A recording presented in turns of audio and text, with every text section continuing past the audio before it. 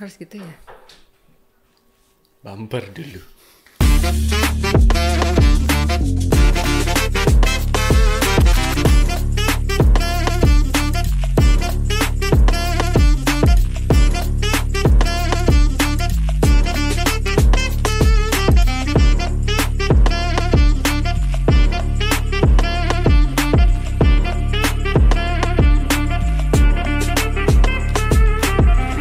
Opening yang effortless untuk hari ini. Oh gitu ya? Iya. Baik. Jadi kita ketemu lagi di Placenta Podcast Penuh Talenta hari ini bersama dengan salah satu dosen di kebidanan yang tentu talentanya luar biasa. Selamat datang Bu Mani. Selamat sore Bapak. Wih, selamat sore. Ini syutingnya sore, makanya Bu Maninya bilang sore ya. Iya, sore di tengah kesibukan Bu Mani dalam menuntaskan seluruh berkas terkait akreditasi. Ini dalam proses persiapan akreditasi ya. Iya. Jadi mohon maaf saya ganggu waktunya Bu Mani karena ilmu Bu Mani pasti akan bermanfaat buat Sobat Binus hari ini.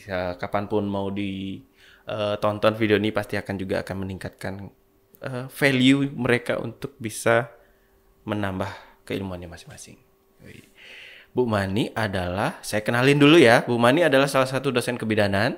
Kemudian beliau juga menjabat sebagai sekretaris prodi Stikes Bina Husada di program studi Sarjana Kebidanan. Kemudian beliau juga dosen di minor program internasional di Stikes Bina Husada Bali, mahasiswa dari Belanda dan sebentar lagi juga akan datang. Ya. Apalagi di etik juga, komisi etik. Ya.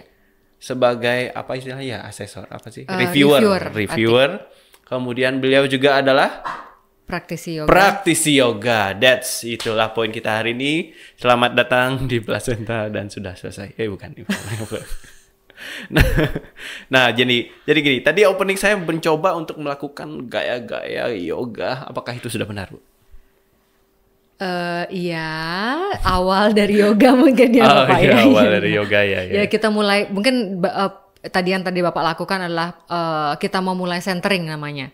Oke, itu jadi, teknik centering. Ya. Artinya? Centering itu kita mulai untuk memusatkan pikiran kita dan perhatian kita sebelum kita mulai melakukan yoga asana. Oke. Jadi banyak jenis yoga ya? Banyak jenis yoga dan ada beberapa tahapan juga pada saat kita akan melakukan yoga. Oke. Baik, tapi sebelum masuk ke berbagai jenis yoga, manfaatnya, saya sih perlu tahu dulu nih, kenapa kayaknya pertanyaan saya sama ke setiap narasumber ya. Kenapa sih serepot itu untuk memenuhi diri dengan berbagai macam kompetensi yang salah satunya yang sekarang difokuskan oleh Bu Mani adalah di bidang yoga. Ngapain? Kan bisa rebahan aja. Bukan ya? Ya oke. Terima kasih Bapak. Ya kenapa sih saya tertarik untuk menekuni ya. Dan akhirnya sekarang juga menjadi seorang yoga teacher. Yoga teacher ya. Jadi yang pertama saya emang pada dasarnya dulu emang suka yoga Pak. Yoga yang di kelas B? Bukan. Ya bisa jadi. Ya, jadi memang saya dari dulu dari kecil saya sudah dikenalkan yoga oleh orang tua. Ya, jadi itu dulu yang pertama. Wow. Jadi dulu karena ya masih kecil suka sakit tenggorokan gitu ya Pak ya. Kalau orang bilang tonsilitis gitu ya. Kemudian jadi ada peradangan di tonsil, disuruhlah amandel kata orang ya. Amandel. Iya. Jadi aji saya suruh nyungkling ya, kok bahasanya dulu saya istilahnya nyungkling. Saya coba Sugrasana, bukan ya? Bukan itu beda. Bukan, Sirsasana. Oh, Sirsasana. Ya. Di titik ini saya tahu itu namanya Sirsasana. Wow. Di usia berapa tuh? Sekitar saya kelas 3 SD. Mungkin sekitar 9 tahun ya. Oh ya, kira-kira 9 tahun ya. Sekitar 9 Kemudian tahun. Jadi itu saya mulai berkenalan dengan yoga. Kemudian cuma pada saat itu saya tidak lakukan rutin karena berat itu lumayan. Sirsasana tuh headstand. Jadi memang kita berdiri dengan kepala. Itu harus dilakukan setiap hari. Dan itu dalam waktu yang cukup lama dulu. Nah itu saya tidak menikmati dulu ya, nggak terlalu menikmati. Tersiksa ya waktu itu. Tersiksa pada saat itu. Kemudian lanjut SMA di sela-sela libur saya ikuti pasraman yang ada yoganya. Oh iya, waktu itu kan pasraman kilat gitu ya? Ya, ada pasraman kilat gitu di SMA saya dulu di SMA 4 Denpasar. Kemudian pamer dikit. Enggak karena saya bangga. Karena saya bangga menjadi alumni SMA 4 Denpasar ya. Jadi di situ saya lagi menekuni kenalan lagi dengan yoga. Kemudian pada saat saya kuliah lagi saya sampai manggil guru juga untuk melatih yoga di rumah. Kemudian karena saya masuk asrama dulu, saya D3 kebidanan, masuk asrama, akhirnya stop yoga. Terus di sini diberikan kesempatan karena kita di kebidanan keunggulannya adalah di bidang pelayanan kebidanan komplementer. Kemudian pas kebetulan waktu itu saya dapat sama Bu Tami dapat kesempatan untuk bisa pelatihan prenatal dan postnatal yoga. Saya lagi menekuni yoga tapi cuma di prenatal dan postnatal. Itu mulai menikmati lagi yoga, kemudian diberikan kesempatan lagi mengajar di international minor, kebetulan yoga juga. Dari situlah ini kayaknya saya perlu untuk memahami dan menekuni lebih jauh lagi tentang yoga. Iya. Makanya meningkatkan kapasitas diri untuk pengembangan di yoga itu ya. Iya, benar. Kemudian dari situ saya mulai untuk melakukan yoga secara rutin. Ternyata banyak hal positif yang saya dapatkan. Waktu itu sih bodinya belum terlalu mencapai pose ideal ya Pak. Pada saat yoga awal itu belum. Sekarang udah ideal kan? Belum juga sih.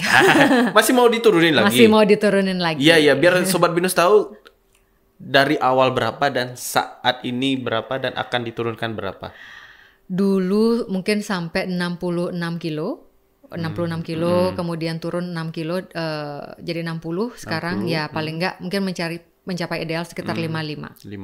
Ya. Itu 6 kilo dalam kurun waktu? 1 bulan. Dalam kurun waktu 1 bulan. Wow. Ya, dulu sih saya orangnya kurang konsisten ya. Turun 6 kilo nanti naiknya sekian kilo. Dengan ini setelah pelatihan itu lumayan konsisten sih berat badannya. Jadi nggak sampai yang naik terlalu terjaga dia. Terjaga Sekarang tinggal mau nurunin lagi berarti intensitasnya ditingkatkan gitu ya. Iya, gitu. Oh, wow. Luar biasa ya. Tapi kalau dengar cerita awal tadi kayaknya cerita dengan si yoga ini putus nyambung gitu ya. Putus nyambung. Sampai akhirnya memutuskan lanjut lagi sama si yoga. Benar. Sama si yoga ya benar. Sama yoga ini. Dan sama akhirnya ternyata berdampak positif juga buat ke individu seorang Bu Mani. Ya benar. Jadi kalau saya pribadi memang yoga ini bukan hanya sekedar olah tubuh. Bukan hanya memberikan manfaat secara fisik saja. Jadi awal-awal mungkin memang sebelum saya akhirnya mengikuti yoga teacher training yang 200 jam. 200 jam? Ya, di 200 jam di salah satu sekolah yoga di Kuta Selatan ya. Jadi saya mikir yoga ya cuma untuk fleksibilitas tubuh, kemudian untuk nurunin berat badan gitu ya. Tapi setelah saya pelatihan ternyata yoga lebih dari itu. Di pelatihan itu saya banyak hal yang saya rilis, hal-hal negatif yang saya rilis, trauma, kemudian trauma terutama saya kemudian sakit hati dan lain sebagainya tuh banyak hal yang saya rilis di situ. Kemudian jadi banyak memberikan dampak yang positif ke psikologis saya, ke mental secara individu, ke spiritual, dan ya ternyata secara tidak langsung berat badan saya juga turun gitu sih Pak. Jadi yoga menurut saya lebih dari sekedar menurunkan berat badan. Gitu sih. Ternyata banyak, jadi kompleks ya, bisa ke fisik, bisa ke psikis, dan mungkin ada banyak lagi yang bisa orang yang belum tahu ya tentang manfaat yoga itu sendiri ya. Ya. Kalau dilihat dari beberapa gerakan yoga kan ada yang mungkin pernah saya lihat ada yang sampai acro yoga gitu. Kemudian yoganya udah sirsasana. Apakah itu ada dampak yang berbeda-beda atau sebenarnya bagaimana dari sisi kebermanfaatan bagi tubuh dari setiap gerakan yoga itu? Ya, jadi dari segi setiap gerakan yoga memiliki fungsinya masing-masing. Masih memiliki manfaat masing-masing bagi tubuh. Cuma secara keseluruhan dia dapat dengan yoga tuh banyak stretching ya Pak ya. Jadi dengan kita melakukan stretching, kalau dari segi fisik mungkin bisa untuk merelaksasikan otot-otot, kemudian memperlancar aliran darah. Kalau misalnya memperlancar aliran darah, pastinya memperlancar proses metabolisme dalam tubuh. Kemudian kalau dari segi mental, kesehatan mental, ternyata di setiap bagian tubuh kita itu menyimpan memori-memori. Di setiap bagian tubuh? Ya, di setiap bagian tubuh luka kita. Gitu berarti? Ya, luka salah satunya begitu. Salah satunya juga memori, tapi juga selain dari jadi trauma-trauma baik secara fisik maupun psikologis itu juga tersimpan di dalam tubuhnya kita. Terekam juga? Terekam, ya. Wow. Jadi dengan melakukan gerakan-gerakan yoga tertentu, maka kita bisa melepas trauma tersebut.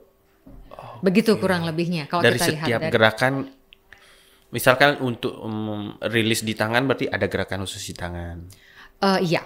Kalau kita lebih ke, jadi kalau misalnya kita ngomongin yoga, kita ngomongin juga tentang cakra ya Bapak ya. Cakra. Iya, jadi agak kemana-mana ya jadinya ya. Tapi emang itu satu paket. Kuchiyose no Jutsu. Oh kan, beda cakra. Beda cakra.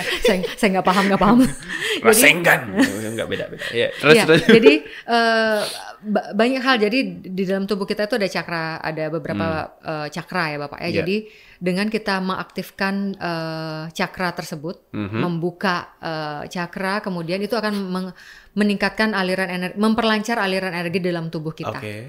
Nah, dengan kita memperlancar aliran energi, maka energi-energi yang baik akan mudah untuk masuk, dan energi yang tidak seharusnya di dalam tubuh kita juga akan mudah untuk keluar. Kurang lebih seperti itulah kalau kita melakukan yoga dengan benar seperti itu. Jadi sekali lagi, yoga bukan hanya sekedar olah tubuh, tapi bagaimana kita menyelaraskan setiap gerakan yang kita lakukan dengan setiap tarikan dan hembusan nafas kita, dan kita benar-benar sadar dalam arti kita benar-benar menyadari dan kita tahu bahwa kita memang kita melakukan itu sadar pada pada setiap waktu yang kita lakukan setiap melakukan yoga. Oke, dalam artian mindfulness Pak. Jadi setiap hembusan nafas itu kita rasakan. Benar. Ya, kita rasakan, kita sadari. Oke, setiap uap air yang keluar itu mungkin ya. Sampai gitu ya? Iya. Benar. Kalau uap air ya nggak segitunya sih ya. Gitu.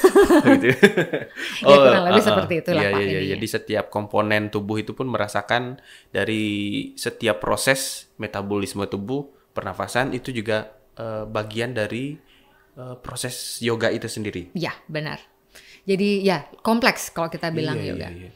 Makanya saya bilang tadi, tadi misalnya itu kan dari segi fisik dan segi psikologis. Jadi dengan seperti itu kita juga yoga itu kan artinya bersatu dengan Tuhan gitu ya. Tapi wah, Tuhan di mana, kita di mana gitu mungkin orang berpikir ya. Jadi jadi sebenarnya di dalam, tapi kita kalau orang Bali dan mungkin kita yang mohon maaf sebelumnya beragama Hindu, ajaran Hindu itu kita percaya bahwa ada Tuhan di setiap tubuh kita, ada Atman di setiap tubuh kita. Saya rasa itu bukan cuma di ajaran Hindu ya Bapak ya, tapi juga di semua ajaran agama menyadari bahwa di dalam setiap tubuh manusia itu ada percikan Tuhan yang memberikan sifat hidup, yaitu jiwa itu sendiri. Jiwa, soulnya. Soul ya. Jadi pada saat kita melakukan yoga, pada saat kita menarik nafas, menghembuskan nafas, melakukan gerakan yoga, menyadari itu, menikmati itu,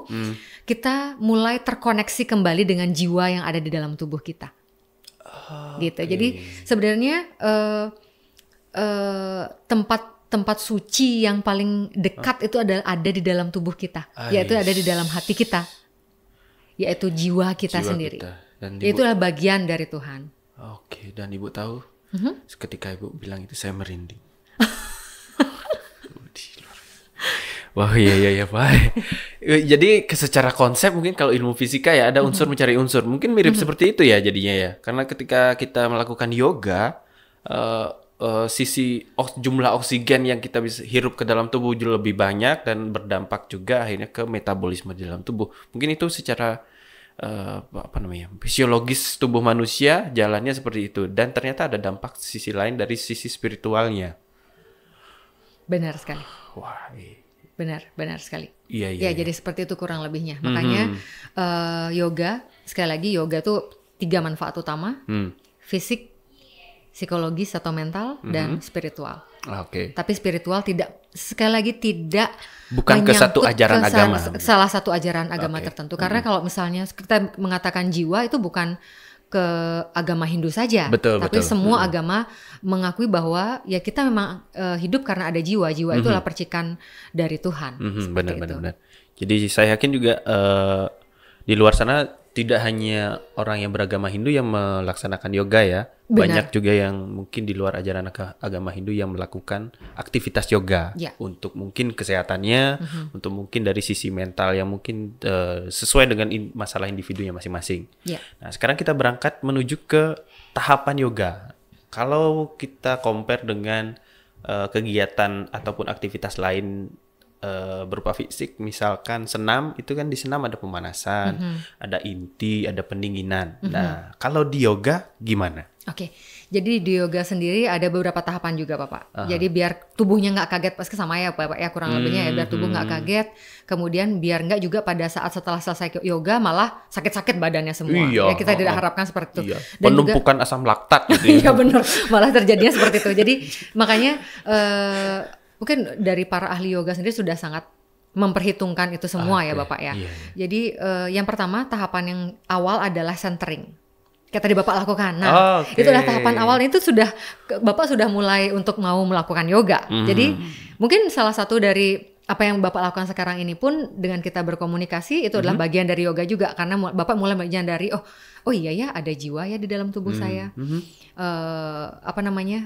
Mungkin maaf, saya lagi agak jadi agak loncat-loncat yang ngomongnya. Iya, nggak apa-apa. Jadi misalnya nih. Duduk aja, jangan lompat. Iya benar-benar. Jadi misalnya gini Pak, bagian yang paling contoh paling kecil aja, Bapak sering nggak berkomunikasi sama diri sendiri? Jarang. Udah jarang ya. Nah, saya setelah selesai pelatihan yoga, saya mulai lagi bisa berbicara dengan diri saya sendiri. Bagaimana bisa? Iya benar. Kalau saya dulu ya Bapak ya, jauh sebelum kuliah, mungkin pada saat saya mungkin masih masa-masa sekolah itu sering berkomunikasi. Jadi di dalam hati itu ada suara-suara yang keluar. Sering gitu nggak sih Pak? Bapak gitu nggak? Nggak sih. Nggak ya. Iya. Oh iya. Okay. Saya akan coba dengarkan. Jadi gimana caranya? Kalau saya sih dulu seperti itu ya. Jadi memang ya karena memang pikiran tidak terlalu banyak kalau dulu. Jadi banyak hal yang saya diskusikan dengan diri saya sendiri. Berdiskusi dengan diri sendiri. Oke, berdiskusi berarti kan ada 2 setidaknya ya? Iya, benar. Jadi ada saya dan sisi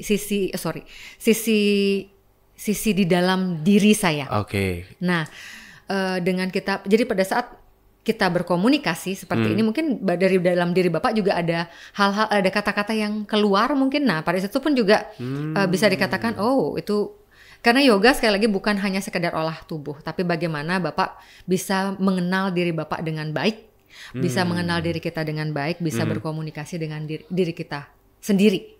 Apa itu nggak halu? Beda ya, halu itu kayak ada bisikan-bisikan nggak sih namanya Pak? Namanya halusinasi Pak. Ada bisikan-bisikan tertentu untuk melakukan hal-hal tertentu. Sedangkan yoga ini bagaimana dia supaya sobat minus terbayang nih? Oke, jadi gini, di yoga sendiri, jadi bicara tentang filosofi yoga ya. Jadi harus, karena itulah ilmunya. Ya, jadi ada namanya manah sama budi gitu ya Pak ya. Manah itu. Manah, budi sama rajas gitu ya Pak ya.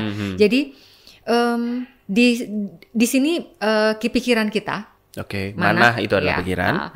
Ada budi itu adalah pikiran-pikiran yang sifatnya baik. Oke. Dan satu lagi ada rajas. Rajas.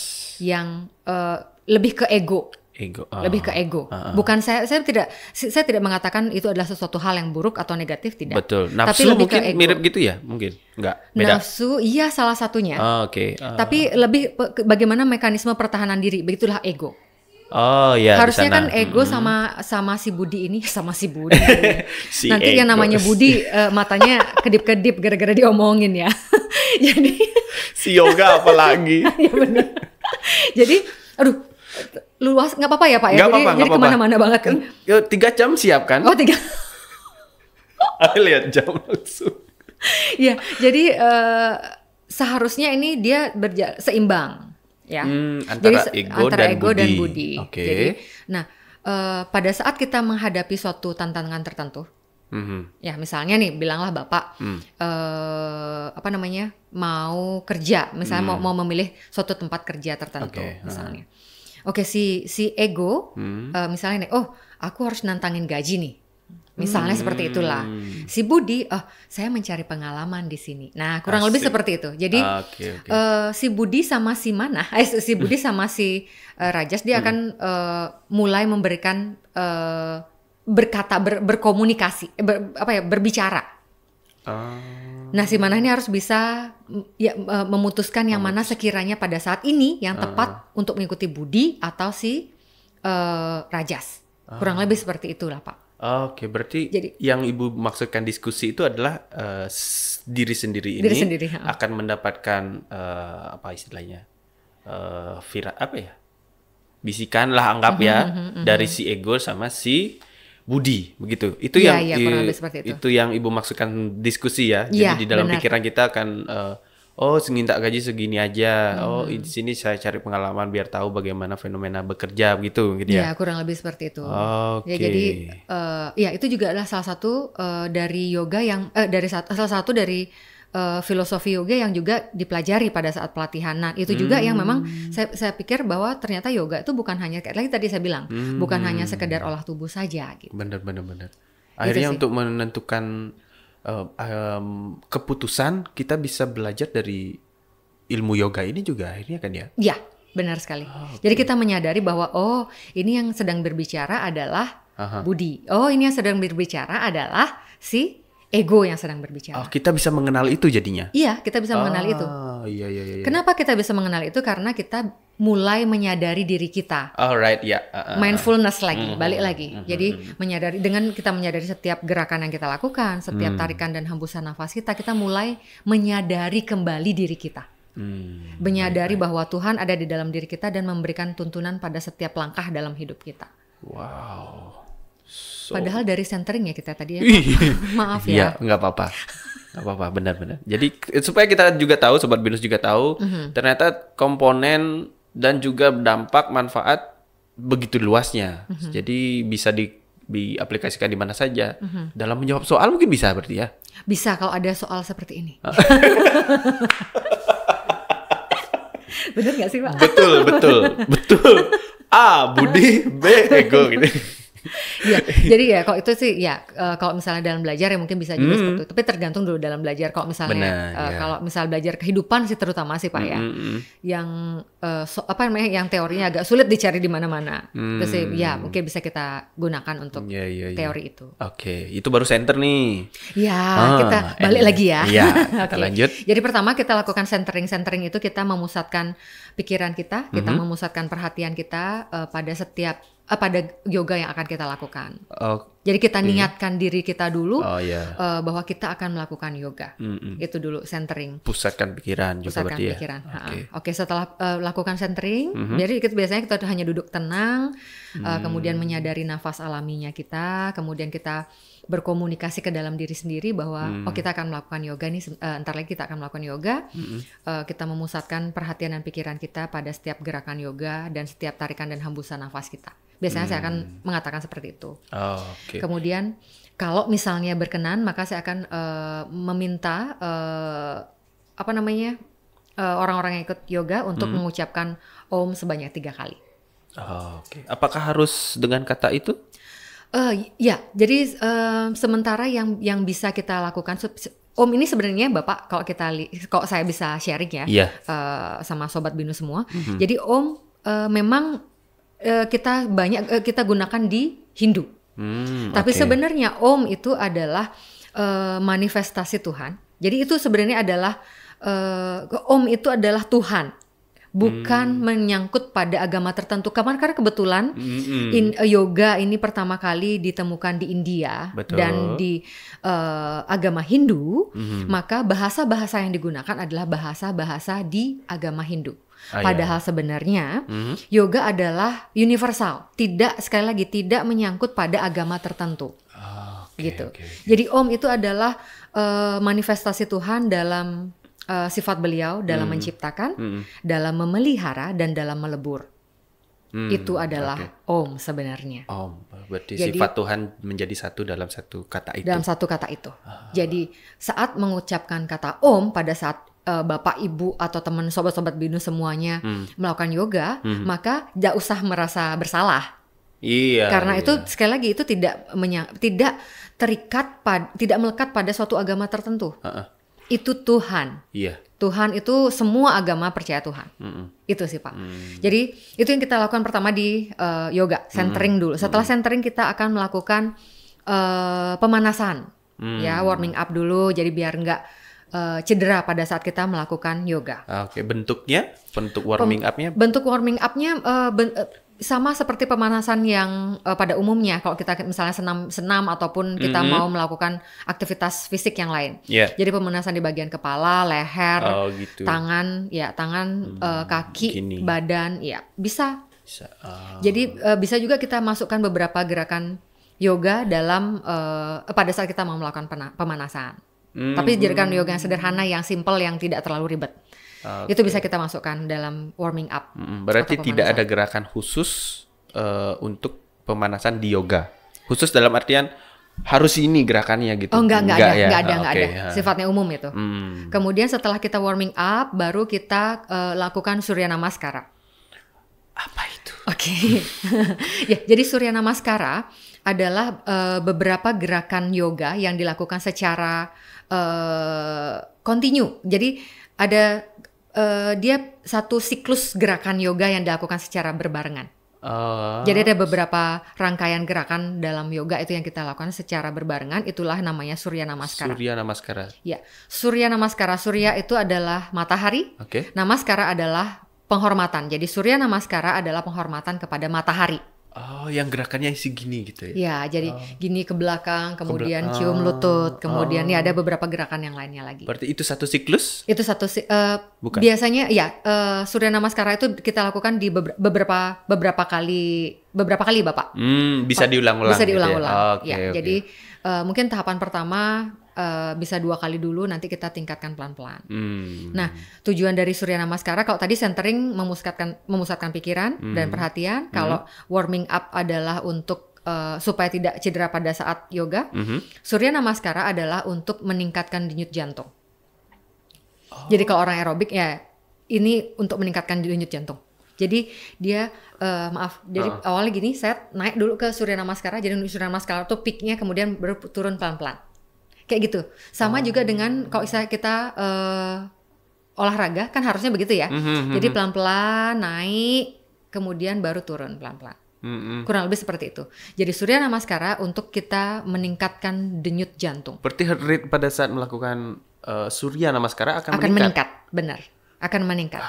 Apa ini bisa dijelaskan secara fisiologis tuh ya, maksudnya kok bisa gerakannya kan pelan-pelan nih. Benar. Kok bisa denyut nadinya ningkat gitu loh? Ya, jadi kenapa dilakukannya pelan-pelan tapi denyut jadi kenapa kok bisa?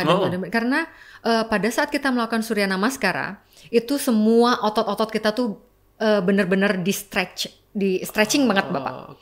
Pada saat itu juga, pada saat kita Surya Namaskara bukan hanya sekedar gerak-gerak gitu aja, bukan. Tapi juga ada nafas, pada saat kapan kita tarik nafas, saat kapan kita menghembuskan nafas. Pada saat kita melakukan gerakan yoga dan juga memperhatikan nafas kita, maka itu akan meningkatkan kapasitas paru-paru. Nah, pada saat itulah juga akan meningkatkan suplai oksigen ke seluruh tubuh pastinya ya Bapak ya. Dan pada saat itulah makanya akhirnya heart rate meningkat. Kemudian setelah Surya Namaskara baru kita melakukan gerakan inti dari yoga. Nah, gerakan inti yoga Surya Namaskara kalau misalnya kita mau yoga di berbagai tempat yoga itu beda-beda ya Bapak ya. Ada yang Surya Namaskara modifikasi, ada Surya Namaskara klasik, ada mungkin namanya yang lain. Kalau saya kemarin saya tempat pelatihan saya namanya Udana Yoga. Di Udana kita lakukan Udana Namaskar namanya. Ada Udana sequence, ada banyak beberapa gerakan yang bisa kita gunakan untuk mengganti Surya Namaskara ini. Jadi sekali lagi itu juga bukan hal yang patok harus begini gitu. Tidak ada seperti itu. Tidak ada pakem. Tidak ada pakem. Pakem untuk harus gerakan ini duluan gitu nggak ada tidak. Ya. Tapi memang intinya harus kita ada gerakan untuk meningkatkan denyut jantung itu. Kemudian baru kita masuk ke gerakan inti yoga. Itu untuk di pemanasannya, durasinya biasanya berapa menit tuh? Oke, jadi pemanasan tidak mengambil banyak waktu, kurang lebih sekitar 15 menit lah. 15 menit, kemudian Surya Namaskara tidak terlalu lama juga, mungkin sekitar 10 menit, baru kita masuk ke gerakan inti yoga. Oke. And then? Gitu. Nah, di gerakan inti yoga itu akan berbeda-beda pada setiap sequence-nya. Versi saya mungkin berbeda, sebagai guru yoganya versi orang lain berbeda. Dan misalnya versi saya pun juga saya sesuaikan, misalnya saya mau hari ini saya mau peak pose-nya atau pose puncaknya adalah headstand misalnya Pak ya, headstand. Saya mau sirsasana. Maka di gerakan inti sebelum akhirnya mencapai ke headstand atau sirsasana, maka ada komponen pose yang saya lakukan atau gerakan-gerakan yang saya lakukan untuk mempersiapkan tubuh ini untuk siap melakukan sirsasana atau headstand. Oke, untuk ibaratnya membangun rumah berarti kita harus siapin dari pondasi di temboknya gitu ya, sampai akhirnya kita bisa membangun rumah itu. Oke. Jadi itu setiap gerakan inti yoga pada setiap sequence beda-beda. Nah, gitu. Nah, kebetulan mungkin boleh saya sharing sedikit Bapak? Tentu, Ibu di sini untuk sharing. Untuk sharing. Jadi kayak misalnya mungkin Sobat Binus sudah nonton yoga yang saya share. Widih, yang banyak views-nya ya. Ibu mau sombong. Iya, views-nya banyak, like-nya juga banyak, komennya juga banyak, sehebat itu loh videonya. Iya, semoga beneran bermanfaat ya Bapak ya. Pasti dong.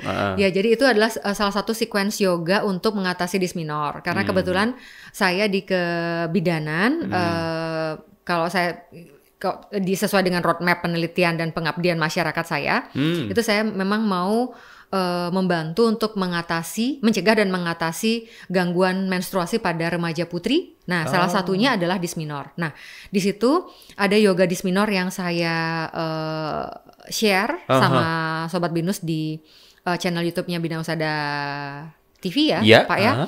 Jadi di situ sekuensinya adalah sequence yoga untuk mengatasi disminor. Sehingga gerakan-gerakannya gerakan-gerakan memang khusus untuk mengatasi disminor. Jadi itu dari hasil-hasil penelitian yang memang sudah beberapa orang lakukan, dan memang ada itu juga beberapa penelitian juga sudah saya lakukan. Jadi gerakan-gerakan itulah yang saya masukkan ke dalam sequence yoga untuk mengatasi disminor. Oke, jadi gitu. Misalnya gini, ini kan Ibu punya tujuannya yang tadi disminor. Gimana caranya Ibu menentukan gerakan-gerakan itu supaya tahu bahwa arahnya adalah menuju ke mengatasi disminor ini? Ya. Oke, jadi gimana caranya? Yang pertama yang saya lakukan adalah literatur review dulu jadinya Pak. Wah ini. Ya, jadi memang yang itu ya karena memang selain memang sebagai praktisi yoga, saya adalah seorang pendidik. Jadi setiap apapun yang saya lakukan harus ada dasarnya kan gitu ya Pak ya. Bukan hanya sekedar saya kemarin pengalaman saya begini, saya lakukan begini. Tidak cukup dengan hanya seperti itu. Setuju. Jadi memang saya dulu yang merasakan sendiri, kemudian saya belajar di tempat pelatihan, kemudian saya lakukan literatur review dan saya lakukan penelitian, ternyata memang bermanfaat, maka saya masukkan itu ke dalam sequence yoga disminor. Jadi begitu Bapak. Sementara yang baru untuk yoga yang berdasarkan tadi yang saya ceritakan adalah yang yoga disminor. Baik. Jadi sequence itu bisa ditentukan ya. Kita tentukan dari guru yoganya menentukan kemana arahnya. Karena kemudian komponen gerakan-gerakannya akan disesuaikan dengan sequence yang diharapkan. Benar. Betul gitu ya? Betul. Oke. Widih. Jadi kalaupun misalkan penurunan berat badan juga bisa, gitu berarti kan ya? Ya, jadi itu kayak itu bonusnya, Pak. Oh, itu malah oke. Itu malah bonusnya. Kalau saya rasakan itu adalah bonusnya. Oh. Nah, kenapa? Oh ya, saya sharing dikit ya. Kenapa sih dysminor gitu ya? Pak, sebenarnya jujur aja dulu saya nggak dysminor, Pak. Saya waktu remaja tidak dysminor. Justru sebenarnya kok teori kan harusnya setelah melahirkan itu malah dysminor hilang. Setelah melahirkan tuh dysminor hilang. Entah kenapa, mungkin karena ya banyak faktor ya, Pak ya, yang mempengaruhi dysminor. Entah kenapa malah saya setelah melahirkan justru dysminornya keluar. Nah, dari situ saya ini kok malah dysminor ya. Terus saya coba berbagai macam, ternyata yoga ini benar-benar efektif untuk bukan hanya sekedar mengatasi tapi mencegah. Justru dia jadi justru yoga ini bagus kalau misalnya pada saat tidak pada saat menstruasi kita lakukan. Kalau pada saat menstruasi kita lakukan ya konsentrasinya nggak untuk ke yoga. Buyar ya. Aduh, nyeri. Ya, seperti itu. Jadi lebih bagus kalau kita lakukan sebelum periode menstruasi itu datang. Oke. Jadi kalau memang punya riwayat dysminor, sebaiknya dilakukan sudah di sebelum periode dysminor. Sebelum periode menstruasinya ya. Iya, benar. Oke. Jadi kalaupun nanti nih. Saya kan nggak menstruasi dan otomatis tidak dysminor. Iya. Apakah saya boleh melakukan gerakan-gerakan yang ditujukan untuk sequence dysminor itu? Oke. Pertanyaannya bagus banget, Pak. Oke, mahasiswa ya jadinya ya. Maaf ke bawah. Ya, jadi sequence yoga untuk dysminor itu tidak hanya terpaku pada untuk cewek saja, tidak hanya terpaku untuk wanita saja. Jadi sequence yoga untuk dysminor sebenarnya adalah sequence yoga untuk memperlancar aliran darah ke organ reproduksi. Jadi bukan hanya pada wanita saja, tapi juga berlaku untuk pria. Benar. Jadi kalau misalnya ada permasalahan terkait dengan organ reproduksi, maka sangat bagus kalau misalnya juga bisa melakukan yoga untuk dysminor ini. Jadi bisa dipakai juga untuk sequence yoga, bisa dipakai sequence yoga untuk dysminor.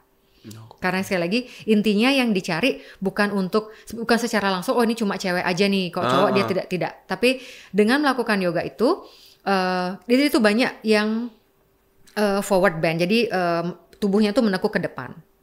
Gerakan-gerakan yoga itu banyak tubuhnya menekuk ke depan. Jadi sequence forward bend, dengan melakukan forward bend itu dia akan memperlancar aliran darah ke organ reproduksi. Kurang lebih seperti itu. Wow. Wow.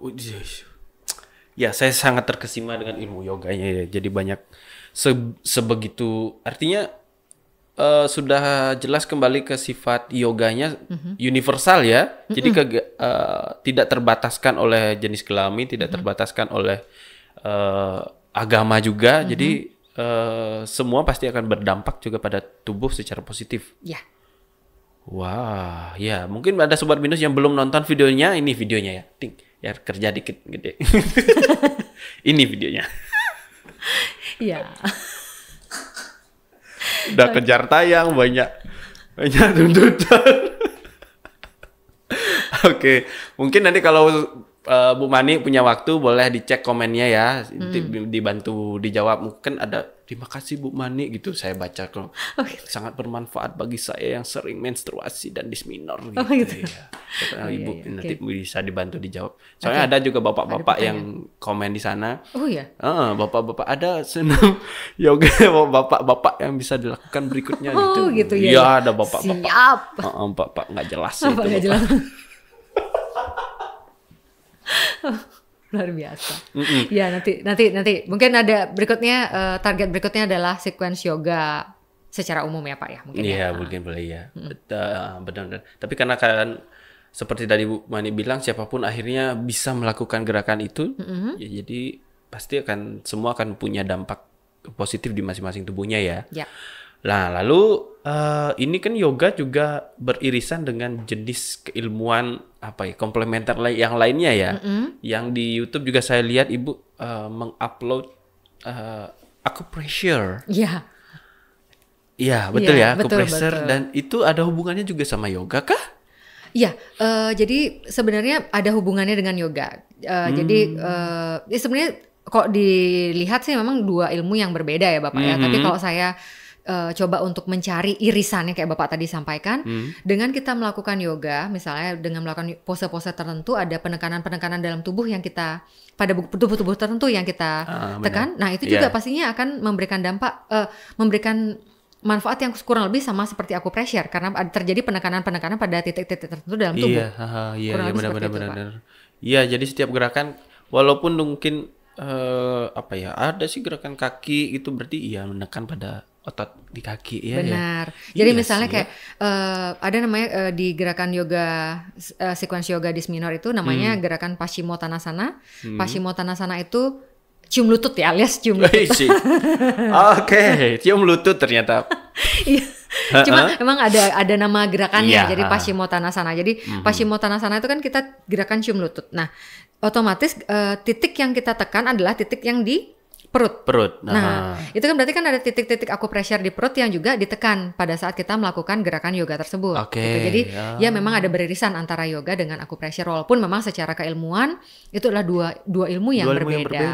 Benar. Berarti, nah kalau misalkan orang yang perutnya agak bebleber gitu kayak saya ini ya, bisa nggak melakukan itu? Apa cium lutut? Apa sih tadi namanya? Paschimottanasana. Paschimottanasana. Ya bisa Bapak. Jadi mungkin di awal emang belum bisa Pak ya langsung ya Pak ya. Jadi setiap gerakan yoga itu kok orang lihat harus fleksibel badannya. Fleksibilitas itu akan datang saat kita rutin melakukan yoga. Gitu. Benar-benar. Nanti yang awalnya perutnya menggeleber yang ibu bapak rasakan adalah lipatannya. Ya kayak ada handuk gitu ya. Ada handuk, maka handuk itu akan pelan-pelan akan menipis dan akhirnya hilang Bapak. Iya. Menipis dan begitu. Ya, berarti bisa kita aplikasikan itu ya setiap hari ya. Bisa diaplikasikan. Gitu. Jadi, nah memang sebenarnya setiap sequence yoga itu kalau misalnya ada gerakan-gerakan tertentu misalnya kayak headstand gitu ya Pak ya, atau sirsasana. Itu setelah sirsasana itu ada counter pose atau pose-pose yang memang digunakan bisa kita harus lakukan untuk mengurangi resiko cedera. Karena pada saat kita melakukan headstand atau sirsasana itu kan penekanannya benar-benar di kepala. Benar-benar di kepala. Benar-benar di kepala penekanannya. Walaupun memang jadi pada saat kan tangannya gini nih Pak. Iya. Jadi berat badannya tuh ke sini sama ke kepala. Jadi tekanannya juga cukup banyak di bagian leher dan juga tulang punggung. Ya benar, tulang belakang. Jadi ada counter pose yang kita harus lakukan setelah melakukan itu. Kalau enggak, maka resiko cedera dan resiko nyeri pasca yoga akan bisa terjadi. Seperti itu. Gitu. Ya. Jadi seorang guru yoga harus tahu kalau misalnya habis sirsasana maka gerakan apa yang dilakukan. Kalau misalnya habis back bend gerakan apa yang dilakukan. Jadi itu ada beberapa karena kok yoga kan orang banyak banget ada yang paling sering kan memang yang paling sederhana orang lihat adalah yang headstand. Ada handstand juga sebenarnya. Ada banyak banget. Ada shoulder stand juga. Shoulder? Ya, shoulder stand atau dikenal dengan candle pose atau kita kenal dengan sarwangasana. Kalau berarti yang nyangga bahunya? Iya, yang nyangga bahunya. Kepalanya kemana? Ada lah Pak. Iya maksudnya kemana? Dia ke depan? Jadi ke depan. Jadi yang disokong adalah bokongnya. Jadi gimana? Bapak tahu candle pose? No. Ya, jadi intinya itu sama-sama inversion juga. Jadi headstand, handstand, shoulder stand itu adalah inversion. Inversion itu posisi kepala lebih rendah daripada kaki. Gitu. Jadi gerakan-gerakan itu ada counter pose-nya kayak tadi saya bilang. Tapi kalau itu tidak dilakukan akhirnya bisa berdampak adanya kemungkinan cedera. Iya, kemungkinan cedera atau ya biasanya paling ini nyeri lah Pak. Nyeri. Oh gitu. Berarti kalau misalkan nih tumben yoga, terus nggak pernah olahraga, kan ada peregangan tuh, peregangan sama kegiatan sekuensi yoganya. Apa nggak nyeri? Enggak, asalkan memang setiap komponen yoga itu tepat. Dan guru yoganya harus tahu dia baru. dia baru pertama kali yoga, Iya, dia sudah iya. pernah yoga sebelumnya, maka dipilih gerakan-gerakannya yang memang cocok untuk misalnya ini yang beginner, ini yang sudah advance, ini sudah mana gitu. Oke. Sudah apa dan hitungannya pun juga menyesuaikan jadinya Pak, supaya nggak kaget badannya. Dan durasi juga berarti 4. Benar, durasi ya 1 jam sih. Oh, tetap durasi 1 sama. jam, cuma memang gerakan-gerakannya yang harus dipilih.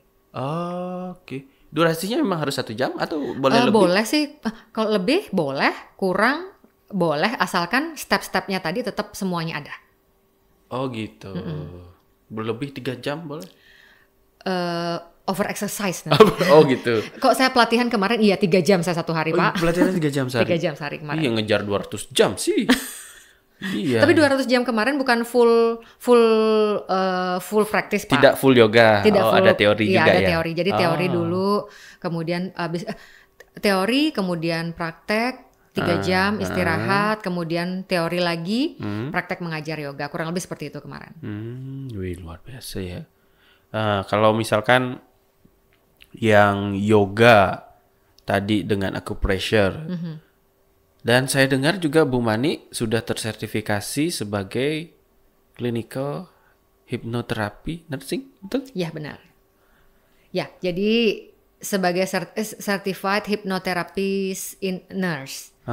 Sebenarnya ada juga sih certified yang lain, cuma memang ya nggak saya cantumkan dulu Pak. Oh, jadi gitu. ada beberapa. Berarti ini artinya yang bergelar gitu ya? Iya, yang bergelar. Ada juga pelatihan yang tidak ada bergelar. Tidak ada bergelar. Oke. Ya, benar. Kemudian itu soalnya saya beberapa kali tadi dengar untuk dari penjelasan Bu Mani kan ada ngomong juga. Saya pikir itu adalah bentuk sugesti juga. Berarti beririsan juga sama hipnosis. Benar. Oke, saya mungkin lanjutin sedikit Bapak ya sebelum Bapak saya jawab ya. Iya. Yang mana tuh? Yang tadi kan baru sampai sequence ya. Bener. Udah lari kemana-mana. Iya, nggak apa-apa ya Pak ya. Iya. Balik dulu ke yoga sequence karena ini beririsan dengan yang Bapak tanyakan soalnya. Oke. Jadi setelah yoga sequence yoga atau gerakan inti dari yoga, kita akan lakukan pranayama. Oh, setelah sequence baru pranayama. Iya, benar. Pertanyaan yang sama pasti orang-orang pranayama di belakang ya, gitu ya. Jadi gini, kenapa sih pranayama di belakang gitu ya? Kenapa nggak pranayama di depan gitu ya? Jadi kalau kemarin saya belajar yoga memang belajar sama guru yang belajar langsung dari India dan juga selain memang beliau memang expert di bidang yoga dan memang pelatihan di India, beliau juga banyak baca buku. Jadi buku ada ternyata kitab suci pun sudah di kitab suci itu ada disinggung tentang yoga. Nah, ternyata di kitab yoga itu di kitab yoga Yoga Hatha Pradipika namanya. Jadi ada tahapan yoga, ada tahapan yoga asana, kemudian jadi pranayama itu memang setelah dilakukan asana. Ya. Jadi asana itu yang yoga asana itu yang mana nama yoga asana gitu mungkin. Iya mungkin. Jadi saya iya aja lagi. Jadi yoga asana itu tadi Pak Surya Namaskara, pemanasan, kemudian gerakan inti itu adalah yoga asana. Pose yoga. Iya. Paschimottanasana, Sarwangasana, Sirsasana itu adalah yoga asana. Yoga asana. Ya. Jadi setelah yoga asana barulah kita lakukan pranayama. Kenapa pranayama di belakang? Pranayama, prana tuh energi. Jadi kan capek nih Pak dari melakukan centering kan biasa aja tuh masih warming up udah lumayan nih energinya terkuras. Surya Namaskara lebih terkuras lagi. Gerakan inti lumayan terkuras tapi sudah mulai agak menurun kan gitu ya? Iya udah klimaksnya. Sudah mulai udah klimaksnya udah agak lewat jadi sudah mulai agak turun ini grafiknya. Nah, capek banget pastinya kan, udah keringetan, nafas sudah habis. Nah, dengan kita melakukan pranayama kita ngecas. Kita ngecas lagi, kita cas energinya kita. Jadi pranayama ada banyak ya Pak. Ada Kapalabhati, ada Nadi Sodhana, Dirga Swasam, Sitali, Sitkari, dan beberapa teknik yoga pranayama yang lainnya. Jadi itu bisa disesuaikan. Cuma pada beberapa teknik yoga pranayama tertentu itu harus diperhatikan pada beberapa kelompok orang. Seperti misalnya Kapalabhati. Kapalabhati itu dia tidak boleh dilakukan pada orang yang punya tekanan darah tinggi. karena memberikan tekanan yang besar ke kepala. Jadi kepala bati itu kita menghentakkan perut kita. Kayak gitu. Itu kepala bati. Kalau kemudian beberapa pranayama yang lain juga harus diperhatikan. Khususnya pada ibu hamil. Jadi kalau ibu hamil itu tidak boleh melakukan yoga pranayama yang ada menahan nafas. Nah, misalnya kayak nadi sodana. Nadi sodana itu sebenarnya ada beberapa tahapan nadi sodana. Nadi sodana level 1, 2, dan 3.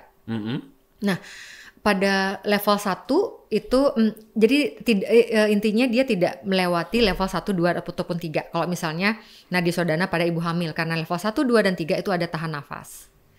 Jadi nadi sodana cuma tarik nafas. Jadi nadi sodana tuh gini, kita pakai ibu jari sama jari manis dan jari kelingking. Jari tengah sama jari telunjuk itu kita tidak pakai. Jadi kita pakai ini. Jadi saya nggak mau berdiri lagi gimana Bu? Nggak apa-apa. Oh nggak mau deh. Ya memang agak susah ya. Beda jari, beda orang beda jari ya. Jadi nadi sodana itu kita ada tarik. Jadi pertama hembuskan nafas dulu. Tutup satu hidung, hembuskan nafas, kemudian tarik nafas. Lewat apa? Lubang hidung. Satunya lagi. Kemudian tutup. Level 1, 2, dan 3 itu ada tahan nafas dengan durasi waktu tertentu. Jadi ada pada saat narik nafas berapa hitungan, tahan nafas berapa hitungan, hembuskan nafas berapa hitungan. Ini boleh dihembusin. Iya boleh dihembusin. Jadi setelah tutup, buka, baru hembuskan. Jadi ada hitungannya. Harusnya kalau yang level 1, 2, 3. Iya. Tapi pada ibu hamil tidak boleh ada yang menahan nafas. Di skip yang itu. Gitu. Jadi sebenarnya pada umumnya semua pranayama aman, akan tetapi pada kelompok-kelompok rentan, seperti tadi saya katakan ke Bapak, yang hipertensi dan wanita hamil, itu tidak boleh. Itu aja? Itu saja. Lansia? Kalau misalnya memang tidak ada indikasi seperti stroke ataupun hipertensi, maka boleh dilakukan. Iya. Dan gini, saya mikirnya pranayama itu hanya tarik nafas, tahan, dan hembuskan. Saya taunya itu aja. Itu saja. Tidak. Dan hari ini saya baru tahu ada berbagai jenis metode untuk melakukan pranayama. Berbagai metode. Itu dengan kegunaan yang berbeda-beda. Gitu. Wih. Gitu. Banyak ya. Banyak banget. Dan ibu apal itu? Ya, karena memang kalau saya suka, saya akan sangat mengingatnya di dalam hati dan pikiran saya. Karena saya menyukai itu, saya mempelajari itu. Jadi sebelum lagi kredit ini, saya suka. Ya, sebelum kredit gini, saya suka di sela-sela waktu saya suka baca buku yoga.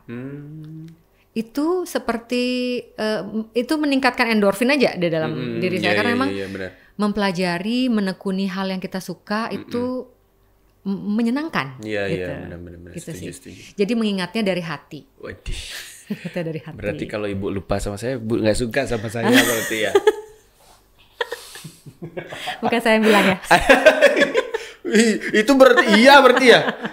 Enggak ya, gitu dah kurang lebih begitu. Pastinya ya. Kalau misalnya udah mengingat dari hati, pasti dia akan terekam dalam waktu yang lama. Betul.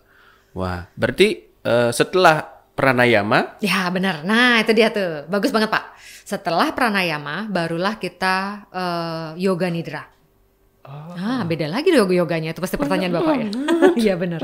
Jadi yoga nidra itu sebenarnya cuma sawasana sebenarnya Pak, sawasana Pak. Yang terakhir adalah sawasana. Sawasana itu hanya tidur terlentang, jadi sawasana itu pose mayat kok diginiin ya. Jadi hanya tidur terlentang, hanya relaksasi seluruh tubuh. Nah, cuma saya belajar di sawasana ini kita bisa masukkan beberapa hal. Maksudnya kita bisa kombinasikan ataupun bisa kita masukkan yoga nidra di sana. Nah, yoga nidra tuh yoga tidur Bapak. Jadi kita rilekskan seluruh tubuh, kemudian kalau saya kemarin di sela-sela merilekskan seluruh tubuh ada kita mendengarkan Cidananda itu musik untuk sang Atma. Iya, itu tidak masukkan ke dalam sequence yoga dis minor karena itu mendingan yang langsung aja. Karena pada saat yoga nidra dengan kita mendengarkan Cidananda atau nyanyian untuk sang Atma, itu akan ada kemungkinan agak-agak mistis ya. Ada transnya? Enggak trans sih Pak, cuma pada pengalaman tertentu ya Bapak ya mungkin seseorang bisa melihat sesuatu. Oh sampai gitu? Ya di dalam matanya, maksudnya pada saat dia memejamkan mata dia bisa melihat sesuatu atau mungkin dia merasakan tubuhnya bergerak-gerak sendiri. Ya. Kalau misalnya takut nanti malah dia takut sendiri di rumah kan. Ya, Jadi itu tidak ada yang kontrol dia. Tidak ada yang kontrol. Jadi itu yoga nidra. Jadi yoga nidra itu untuk membantu melepaskan, merilis semua hal-hal yang buruk juga. Jadi dari yoga kita merilis yang buruk, pranayama buruk, ya recharge energi. Kemudian pada saat yoga nidra kita melepas hal-hal yang buruk. Gitu. Nah, selain yoga nidra, biasanya saya juga kombinasikan juga dengan hipnosis. Nah, beririsan dengan apa yang Bapak katakan tadi. Hipnosisnya berarti sugesti sesuai dengan siapa nih? Si orang. Kebutuhannya ya. Ya. Oke. Termasuk berarti hipnosis ini bisa masuknya hanya ketika di yoga nidra. Sorry, kalau salah. Iya, enggak, yoga nidra itu enggak. Jadi gini, yoga nidra itu beda lagi. Jadi pada saat sawasana maksud Bapak ya? Oh iya, sawasana baru masuk dengan hipnosisnya. Ya benar. Jadi kadang pada saat sawasana itu saya ganti-gantian nih. Hari ini saya mau yoga nidra. Tergantung feeling aja sih.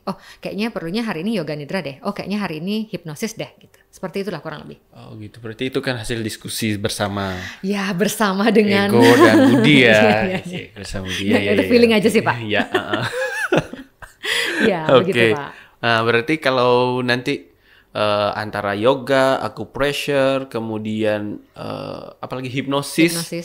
Itu bisa kita rangkai dalam sebuah komponen atraksi kegiatan, aktivitas yang nantinya akan powernya bisa lebih besar lagi berarti ya dampaknya ya. Benar Bapak.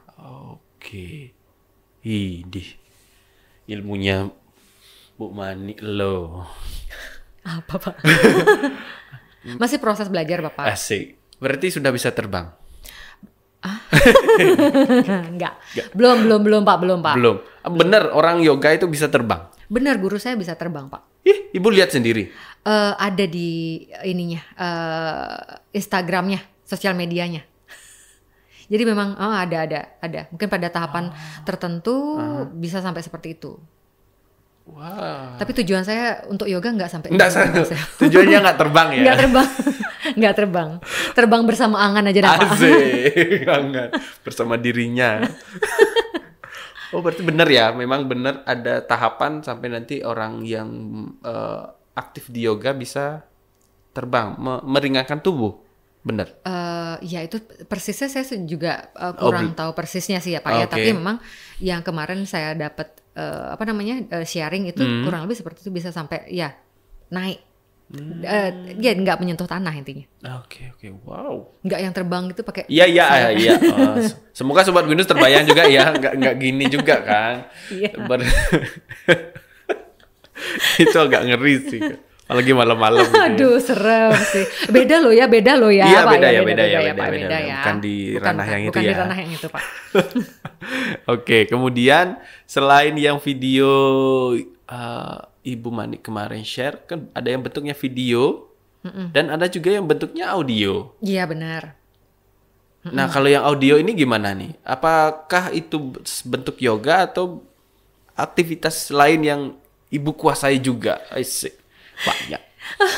Ya sebenarnya itu adalah hipnosis Bapak. Yang saya satunya lagi adalah hipnosis. Jadi yang saya share kemarin ada 4, ada yoga dis minor, acupressure untuk dis minor, hipnosis untuk dis minor, dan juga hypnoparenting. Jadi yang 2 itu audio itu adalah hipnosis. Nah hipnosis sendiri adalah ilmu yang berbeda dengan yoga. Oh ya. Ya, ilmu yang berbeda dengan yoga yang memang sebenarnya saya lebih dulu belajar secara resmi, secara legal gitu ya Pak ya. Lebih duluan belajar hipnosis. Gitu. Jadi hipnosis adalah salah satu ilmu yang lain yang memang saya senangi tepatnya sih Pak.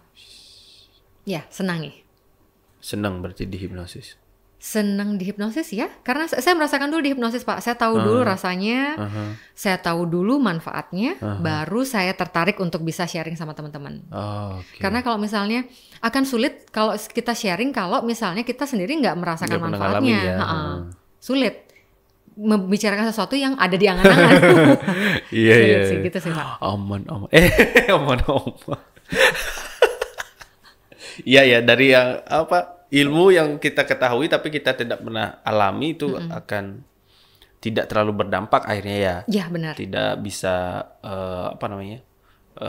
mempengaruhi orang juga akhirnya untuk bisa mengikuti di ilmu tersebut gitu, misalnya di yoga ini ya. Oh, berarti kalau misalkan ini yang perlu Sobat Binus ketahui lebih jauh ya, karena di Stikas Bino Sada Bali kan keunggulan di program studi sarjana kebidanan adalah terapi komplementer. Ya. Dan sudah ada bukti nyata bahwa Bu Mani adalah salah satu ya, salah satu dosen kebidanan yang lain kan bisa juga kan ya? Bisa. Salah satu yang tersertifikasi untuk pelatih yoga, tersertifikasi untuk di hipnosis. Ya. Apalagi Bu? Akupressure juga. Ya. Sementara itu dulu. Berarti nanti lanjut ke akupuntur. Akupunktur, saya lebih tertarik ke terapi-terapi yang sifatnya mindfulness. Jadi targetnya saya sih berikutnya mau pelatihan sound healing. Sound healing sama terapi prana. Apa itu sound healing? Sound healing itu terapi dengan menggunakan suara. Singing bowl itu loh Pak, singing bowl. Nah itu salah satunya. Jadi saya tertarik untuk nantinya memperkaya ilmu saya dengan itu. Nambah ilmu saya dengan sound healing. Oke. Nah. Baik. Jadi kan ini dari sisi Bu Mani ini sudah ada tiga terapi komplementer yang sudah dikuasai gitu ya. Dan apakah terapi komplementer ini memang benar bermanfaat juga bagi, ini kan ibu bidan juga nih, bagi ibu hamil, bagi ibu nifas, kemudian bagi bayi anaknya kan. Kalau bidan kan fokus di ibu hamil dari sebelum pembuahan hingga melahirkan hingga wanita sepanjang siklus kehidupan. Sepanjang kehidupan wanita. Jadi tanggung jawab bidan. Apakah itu memang ada dampaknya atau hanya promosi aja gitu? Ya, jadi apa yang kita unggulkan di prodi kebidanan itu bukan hanya sekedar cuma untuk promosi gitu Pemanis aja, bukan. Enggak gitu ya? Enggak gitu, tapi memang memberikan dampak, manfaat yang baik. Oke. Sekali lagi.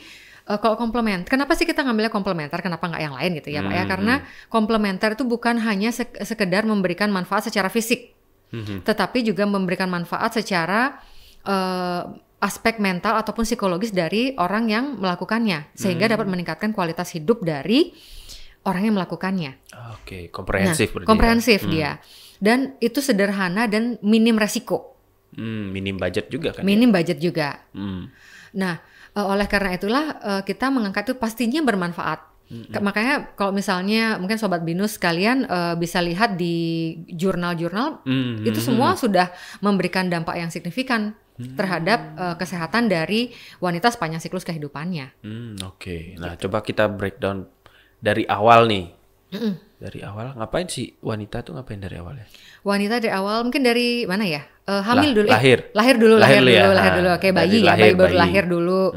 Bayi baru lahir, kemudian neonatus, bayi, balita, anak, remaja, prakonsepsi, pranikah dulu. Pranikah dulu ya. Pranikah tuh ngapain?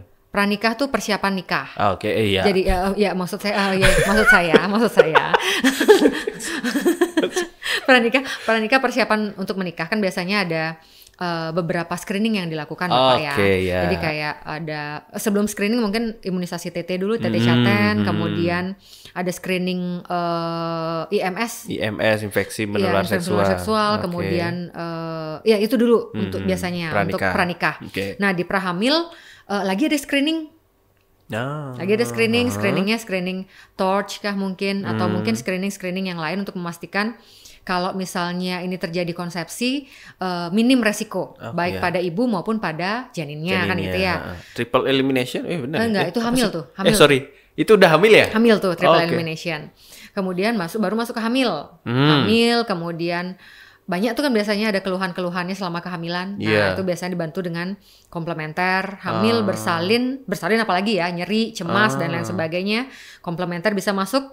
Kemudian nifas, menyusui itu kan juga belum berakhir ya. Belum berakhir ujiannya ya.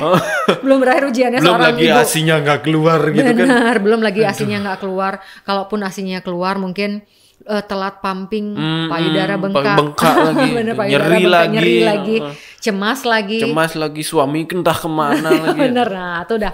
Jadi kompleks banget permasalahan wanita. Jadi nifas, menyusui itu bisa dengan komplementer juga. Bahkan KB pun juga bisa kita bantu dengan komplementer. Misalnya mau pasang implan nih misalnya, susuk KB.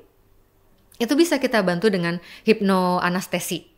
Jadi tanpa menggunakan anestesi atau mungkin ibunya cemas mau dipasang IUD ataupun implan, bisa juga kita hipno pada saat proses sebelum itu dan sampai selama proses itu. KB, kemudian menopause, itu juga bisa kita bantu dengan pelayanan kebidanan komplementer. Berarti kalau dia di tahap pramenopause, menopause-nya jadi lebih cepat gitu apa? Gimana tuh konsep dia lebih siap gitu atau gimana? Lebih siap, dan kalau pramenopause kan biasanya hormon benar-benar ini ya nggak stabil ya Pak ya. Nggak tahu sih, saya belum pernah. Kalau bapak bukan pramenopause, andropause bapak yang ada Pak. Soalnya ibu ya kayak gitu ya, kayak saya pernah gitu. Iya, jadi moodnya biasanya kan kacau Pak, mood swing biasanya seperti itu kalau kayaknya nggak di sana aja deh kayaknya kalau wanita, nggak sih? Hah? ya memang sih. Bener ya. PMS itu maksudnya Bapak. Dari awal sudah ada maksud Bapak gitu ya. Tapi nyata seperti itu kan, benar ya? Nyata seperti itu ya benar. Jadi banyak ya karena perubahan hormonal dalam wanita itu kan ada.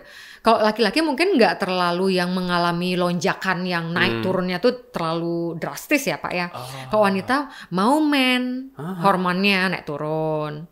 Kemudian mau men itu setiap bulan. Nah nanti pas mau menopause itu kurang lebih sekitar 6 bulan dia kan hormonnya naik turun, perdarahannya bisa sedikit-sedikit atau bahkan bisa banyak. Kemudian mempengaruhi ke kenyamanan, ada berasa panas seperti itu, ada hot flashes, kemudian ada juga mengganggu tidurnya. Kualitas tidurnya. Nah itu bisa dibantu diringankan dengan cara komplementer, entah dengan acupressure, pemberian aromaterapi ataupun dengan melakukan yoga ataupun dengan hipnosis juga. Wow, berarti kalau bicarakan kita yoga sambil juga aromaterapi ditambah juga dengan sesi ada hipnosisnya. Kompleks bisa. Banyak banget tuh manfaatnya berarti ya. Wah. Nah, kalau misalkan setiap yoga itu kan saya dengar ada alunan musik gitu. Apa boleh musiknya diganti? Boleh.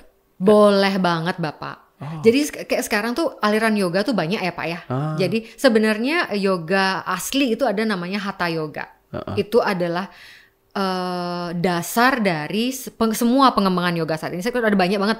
Ada Vinyasa, ada hot yoga, acro yoga, yin yoga, dan beberapa jenis yoga yang lainnya. Banyak banget Bapak. Banyak banget. Ada Kundalini yoga. Bapak udah pernah tahu tentang Kundalini? Pernah dengar aja sih Kundalini. Iya, jadi banyak banget ada pengembangan dari yoga yang sebenarnya itu dasarnya adalah Hatha yoga. Gitu. And then? Jadi ya itu dia, jadi bisa dikembangkan kemana-mana seperti itu. Apa lagunya harus mendayu-dayu atau boleh? Nah, oh ya balik lagi ke lagu ya tadi ya.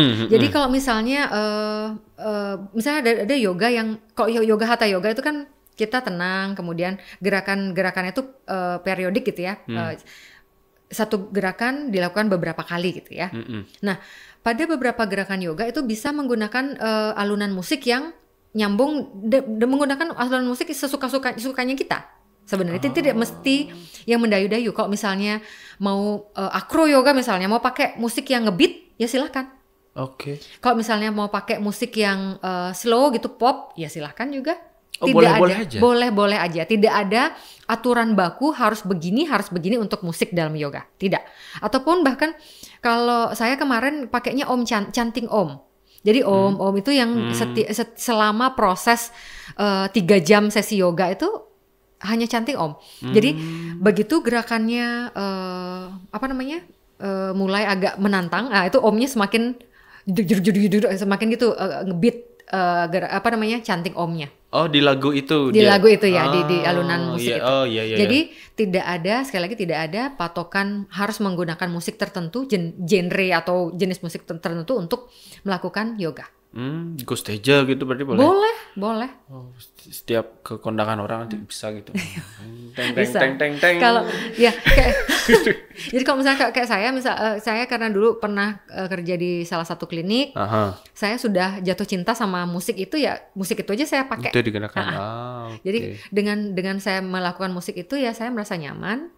Dengan saya nyaman, saya memberikan vibrasi energi yang positif ke orang-orang yang melakukan yoga bersama saya. Dan itu akhirnya memberikan dampak yang baik. Jadi lebih ke situ aja sih Pak. Iya. Jadi kalau misalnya guru yoganya nyaman, ya kalau misalnya kita bilang tentang yoga, kita bicara tentang energi ya Pak ya.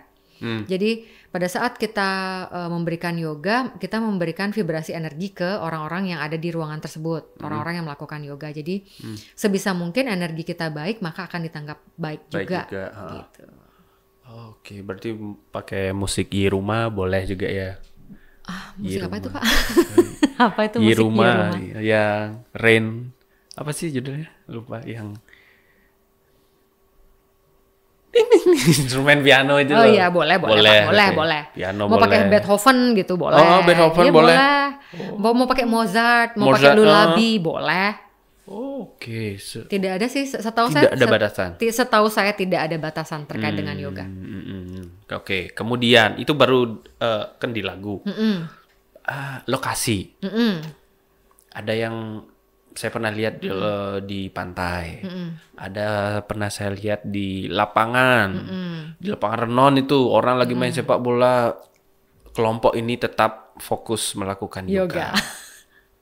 Ya. Gimana itu terkait lokasi? Ya, terkait lokasi juga sebenarnya tidak ada batasan, Bapak. Tidak ada batasan apakah harus di lapangan atau tidak boleh di pasir, tidak ada.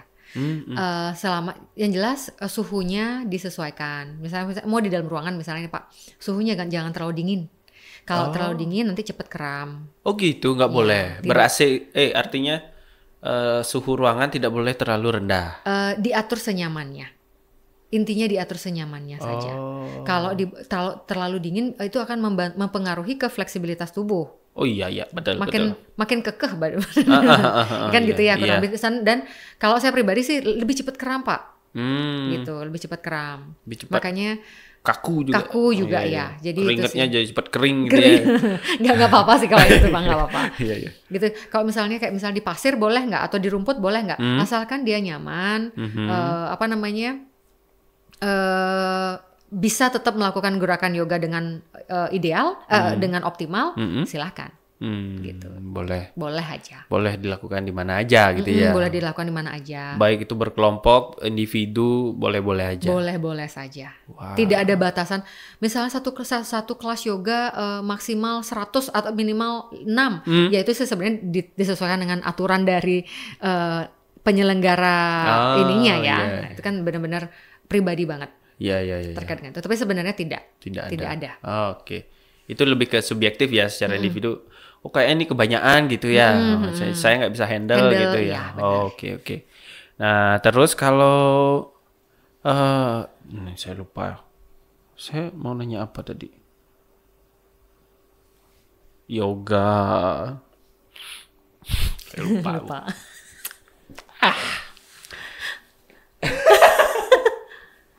Nah, Minum aqua Bapak. Nanti aja.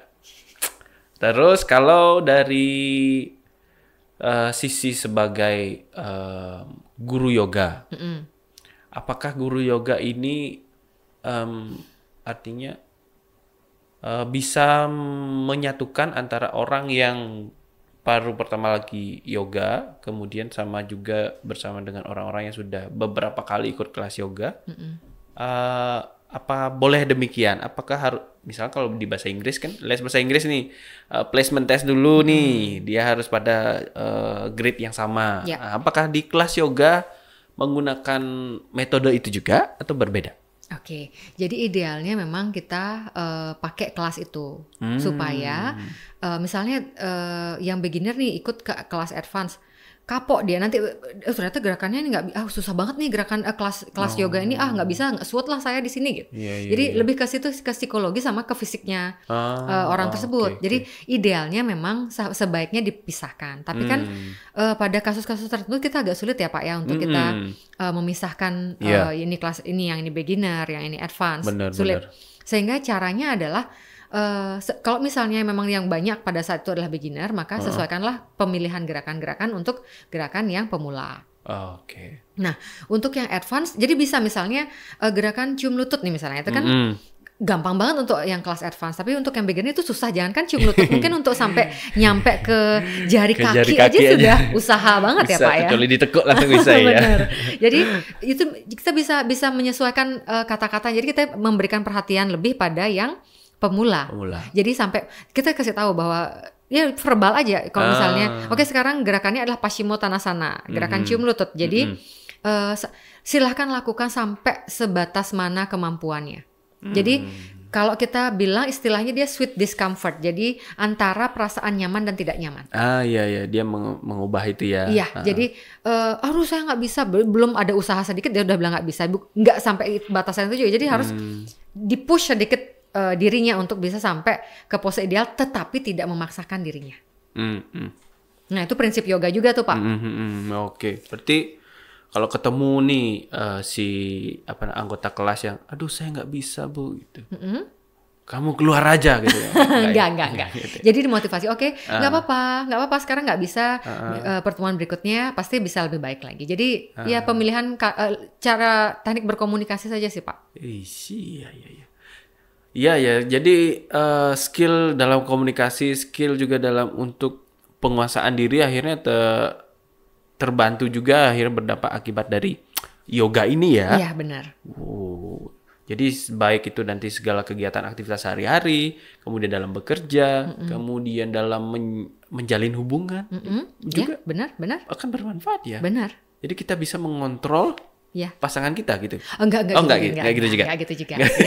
Enggak sampai ke sana ya. Enggak sampai ke sana, tapi paling enggak kita bisa mengontrol diri kita saat berinteraksi dengan orang lain. Oke. Ya. Baik. Oke, kemudian saya dengar Bu Mani ini punya kelas yoga juga.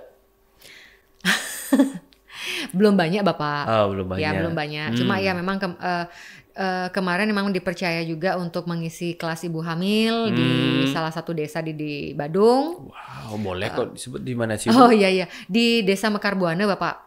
Jadi Mekarbuana itu di Mekarbuana di Abian Semal. Ya, jadi di wilayah kerjanya Puskesmas Abian Semal 2. Abian Semal 2. Ya, jadi mengisi sudah berapa lama? Sudah lumayan lama sih di sana di mengisi kelas ibu hamil. Jadi mengisi kelas ibu hamilnya, ngasih penyuluhan dulu, kemudian kita yoga. Kemudian dipercaya juga ngisi kelas postnatal juga. Sekarang ada kelas postnatal untuk ibu di Desa Mekarbuana juga. Jadi ada yoganya juga di sana. Wah, kalau nanti ada lagi undangan untuk ngisi di puskesmas yang lain bisa kan? Dengan senang hati. Widih, makin sibuk dong. Untung bisa di jok hari ini ya, bisa mendadak untuk mendadak.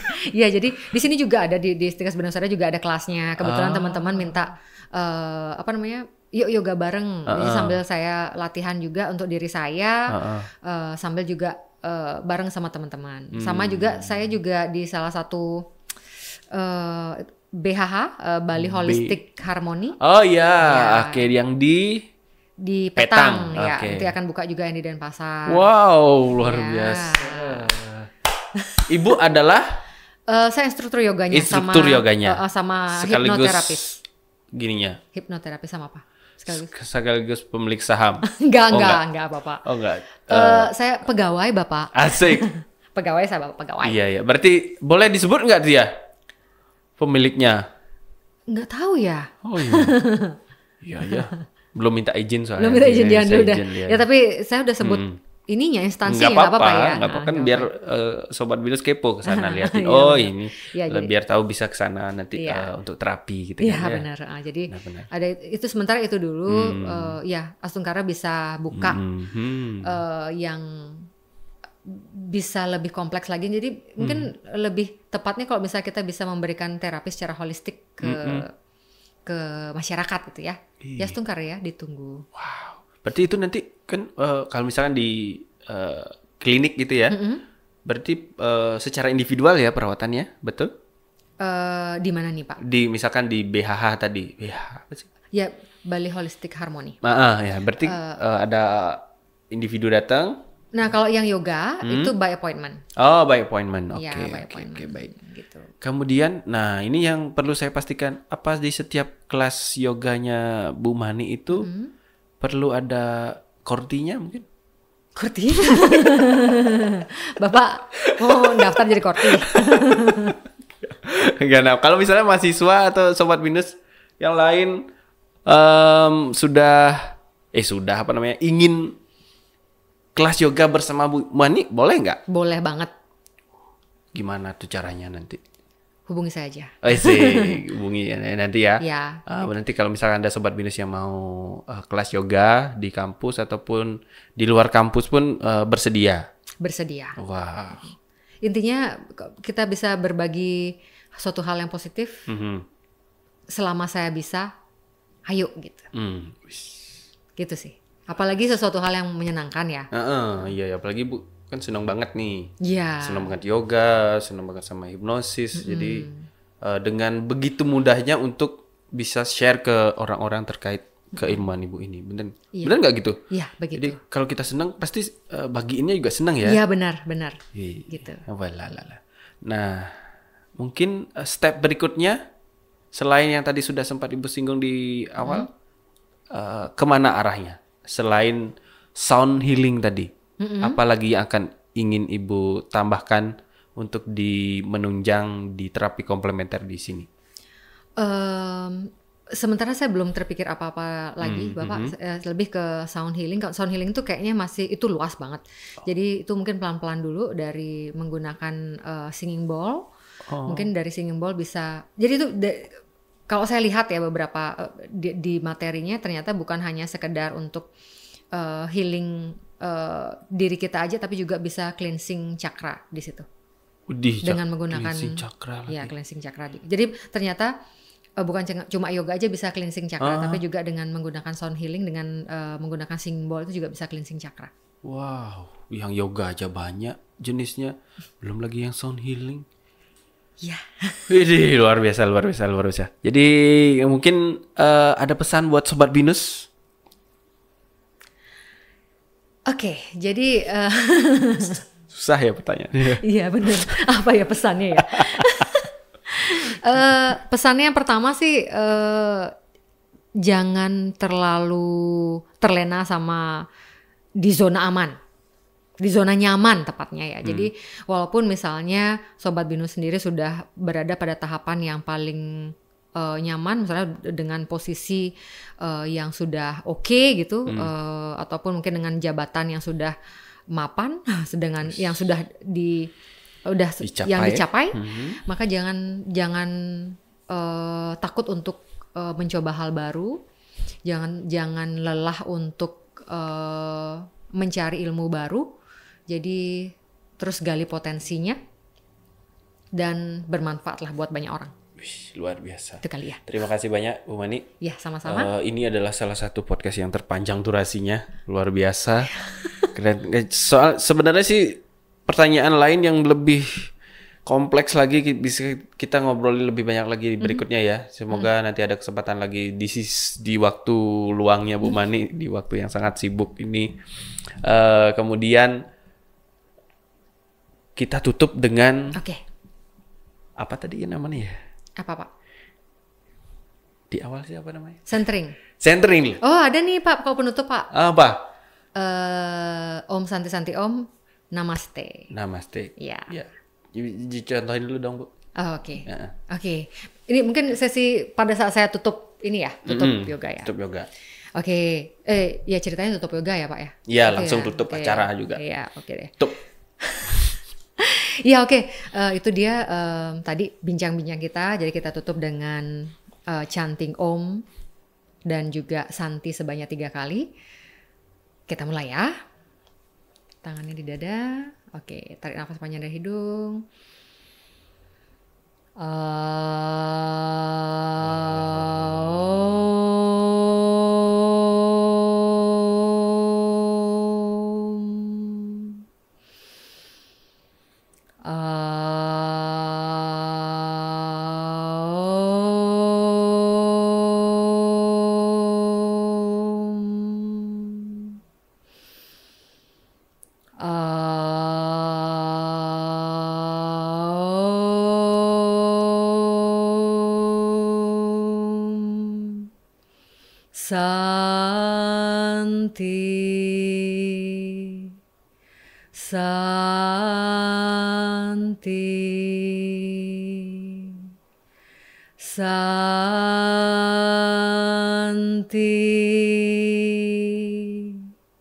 Namaste. Wow. Sudah? Terima kasih. Sampai ketemu lagi dengan Bu Mani. Sampai jumpa. Terima kasih.